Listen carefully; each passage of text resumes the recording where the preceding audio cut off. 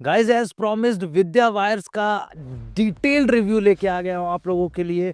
मतलब इस वीडियो को देखने के बाद आपका एकदम कॉन्सेप्ट पूरी तरीके से क्लियर हो जाने वाला है कि क्या ये आईपीओ अप्लाई करना चाहिए कि नहीं करना चाहिए, करना चाहिए तो कितने लॉट के साथ, सब कुछ समझ में आ जाएगा। बस शर्त एक है, वीडियो को आखिरी तक देखते रहना है और इस वीडियो पे बहुत अच्छा रिस्पॉन्स देना है ताकि वेकफिट का आईपीओ रिव्यू भी आप लोगों के लिए मैं जल्दी से बनाने के लिए मोटिवेट हो जाऊं। तो वीडियो दोस्तों स्टार्ट करते हैं बिना किसी देरी के। विद्या वायर्स एक एल्यूमिनियम, कॉपर, ये सब की केबल बनाने वाली कंपनी है, इसके बारे में भी डिस्कस करेंगे। पहले IPO size 300 crore, fresh issue 274 crore, 26 crore का ऑफर फॉर सेल होने वाला है। 48 रुपए से 52 रुपए इसका इशू का प्राइस बैंड है, जिसमें आपको 52 रुपए पे ही अप्लाई करना है। उससे 1 रुपए ज्यादा कम, 1 पैसा कम पे नहीं अप्लाई करना है, वरना आपका जो एप्लीकेशन है वो रिजेक्ट हो जाने वाला है। 1981 में कंपनी चालू हुई थी, 8000 SKUs बनाती है। ठीक है, 8000 SKUs मतलब 8000 अलग अलग प्रोडक्ट्स बनाती है। ग्रोइंग कंपनी है और कॉपर और एल्यूमिनियम के वायर्स बनाती है, जैसे कि मैंने आपको बताया भी था।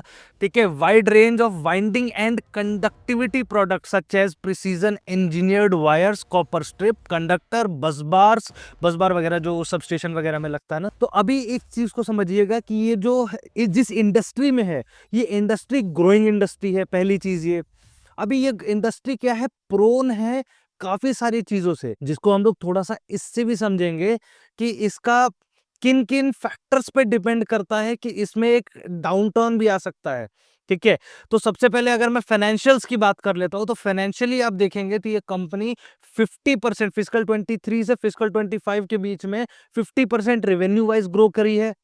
प्रॉफिटेबिलिटी देखेंगे तो 100% मतलब दुगनी हो गई प्रॉफिटेबिलिटी। 21 करोड़ समथिंग था, लगभग 41 करोड़ की प्रॉफिटेबिलिटी फिजिकल 23 से फिजिकल 25 के बीच में हो गई है। ये एक प्लस पॉइंट है। बट सबसे जरूरी चीज ये है कि आप इसमें मार्जिन देखोगे ना, बहुत ज्यादा मार्जिन नहीं है। ये है पांचवी बड़ी कंपनी, इसने अपने आप को इस्टेब्लिश किया है इस तरीके से। लेकिन देखने वाली चीज ये है कि कहाँ 1000 करोड़ का रेवेन्यू पे 20 करोड़ प्रॉफिट हो पा रहा है, 1500 करोड़ का रेवेन्यू हो रहा है, 40-41 करोड़ प्रॉफिट हो पा रहा है। ठीक है, तो रेवेन्यू बहुत ज्यादा करने के बाद प्रॉफिटेबिलिटी कम है। तो यहाँ पे ये समझ में आता है कि इसमें क्या है ना, कंपटीशन ज्यादा होने की वजह से मार्जिन कम है। और इस इंडस्ट्री में भी आप अगर कायदे से देखोगे, अपार भी है इस इंडस्ट्री में, केबल की इंडस्ट्री में तो KEI है, RR केबल है, इन सब है। और इन सब के हिसाब से अगर आप इसका पीई देखोगे तो पी भी काफी ज्यादा प्रीमियम पे है, 30 टाइम्स से ज्यादा का मेरे हिसाब से इसका जो पी मल्टीपल है, उस पी मल्टीपल पे ये आईपीओ आ रहा है। तो है तो एक्सपेंसिव। ठीक है, अगर मैं इसके जो जिस प्राइस बैंड पे आ रहा है 52 रुपए के हिसाब से पकड़ लेता हूं, तो 52 रुपए के हिसाब से ईपीएस इसका 1 या 1.5%, 1 या 1.5 रुपए के हिसाब से है। तो पी तो इसका एक्सपेंसिव है। अगर ये इंडस्ट्री ढंग से ग्रो होती है तो ये इस चीज को जस्टिफाई किया जा सकता है। अभी देखो कौन कौन सी चीजें हैं। मान लो कि इसमें प्लस पॉइंट की अगर मैं बात करता हूं तो प्लस पॉइंट ये है कि भाई जिस इंडस्ट्री में वो इंडस्ट्री ग्रो कर रही है। ठीक है, रेलवे में भी इनके सप्लाई होते हैं, इनके सप्लाई आपके डिस्ट्रीब्यूशन, ट्रांसमिशन वगैरह, ये सब जो ग्रोइंग चीज है जिसके ऊपर सरकार का भी पूरी तरीके से ध्यान है। रेलवे के ऊपर ध्यान दे रही है सरकार, सरकार इंफ्रास्ट्रक्चर के ऊपर ध्यान दे रही है। इंफ्रास्ट्रक्चर में आपका जो ट्रांसमिशन है, डिस्ट्रीब्यूशन है, इन सब चीजों के ऊपर सरकार का बहुत ज्यादा ध्यान है, क्योंकि सरकार को क्या है, बहुत तेजी से ग्रोथ दिखानी है। तो इन सब चीजों पे ध्यान है। अब इन सब चीजों में क्या है, बाई प्रोडक्ट्स जो लगते हैं वो सब बहुत यूज में आ जाते हैं। ठीक है, तो बाई प्रोडक्ट्स में आपका केबल बहुत ज्यादा जरूरी है। ठीक है, तो केबल जरूरी है, तो केबल वगैरह में ये लोग 5वें नंबर पे आ रहे हैं, जो जिस हिसाब से डेटा है उस हिसाब से।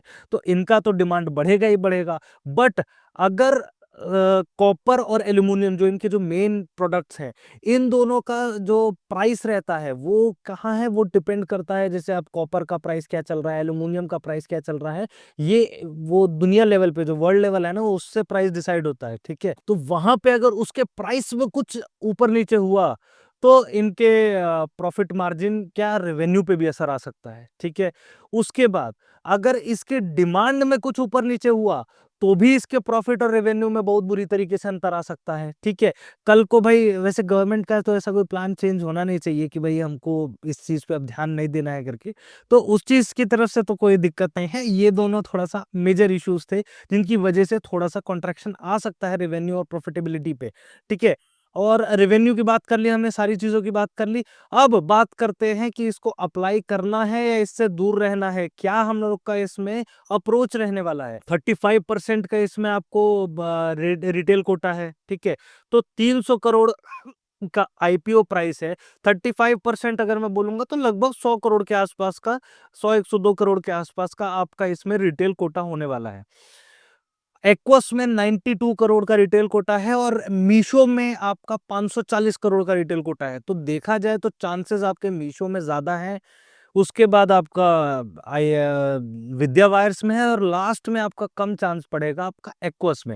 जीएमपी की बात करता हूं तो जीएमपी भी इसका ठीक चल रहा है, 19-20% के आसपास चल रहा है। तो ऐसा कोई जीएमपी का भी दिक्कत नहीं है, ठीक है। आपका एक्वस का जीएमपी 35% के आसपास चल रहा है, वैसे ही 35% के आसपास चल रहा है आपका मीशो का जीएमपी। तो उसके कंपैरिजन में आपको थोड़ा सा कम देखने को मिल सकता है इसका जीएमपी।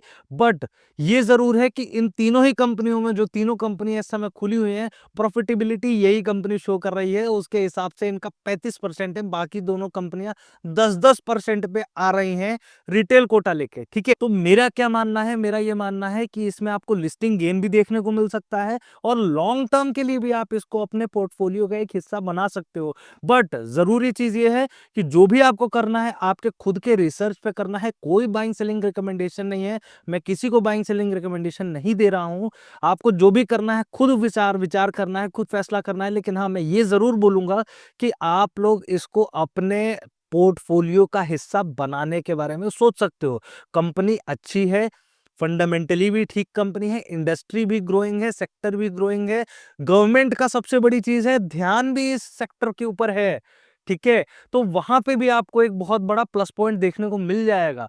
तो कई सारी चीजें हैं जो इस कंपनी के फेवर में है। एक आध चीजें हैं जो ग्लोबल लेवल पे अगर कुछ अर्थव्यवस्था, अर्थ संकट आ गया, कुछ संकट सा आ गया, तो उसके लिए कुछ कहा नहीं जा सकता भाई। उसके लिए तो सिर्फ महादेव जिम्मेदार है, महादेव के ही अकाउंटेबिलिटी है, बाकी किसी की अकाउंटेबिलिटी नहीं है उसमें, और कोई उस पर कंट्रोल भी नहीं ला सकता है। लेकिन अगर वैसे देखा जाए, बाकी जितने भी पैरामीटर्स हैं, जितने भी इंडिकेटर्स हैं, वो सब इंडिकेटर शो कर रहे हैं कि ये कंपनी अच्छी है। हाँ ठीक है, मार्जिन का थोड़ा सा कॉन्ट्रैक्शन देखने को मिल सकता है, अदरवाइज कंपनी योग्य है लगाने के लिए, ठीक है। अभी अलॉटमेंट कैसा रहने वाला है वो भी मैंने आपको बता दिया कि लगभग 20% का इसमें लिस्टिंग गेन देखने को मिल सकता है as per the current GMP, ठीक है। बाकी जो भी चीजें होंगी वो हम क्यूआईबी की जो भी डिटेल्स आएंगी कि क्यूआईबी का रिस्पॉन्स कैसा है और बाकी सब चीजों का रिस्पॉन्स कैसा है, बाकी सबका थोड़ा एक बार के लिए चल भी जाएगा, बट क्यूआईबी का रिस्पॉन्स अगर अच्छा रहा तो वो इस आईपीओ की नैया को पार लगा देगा।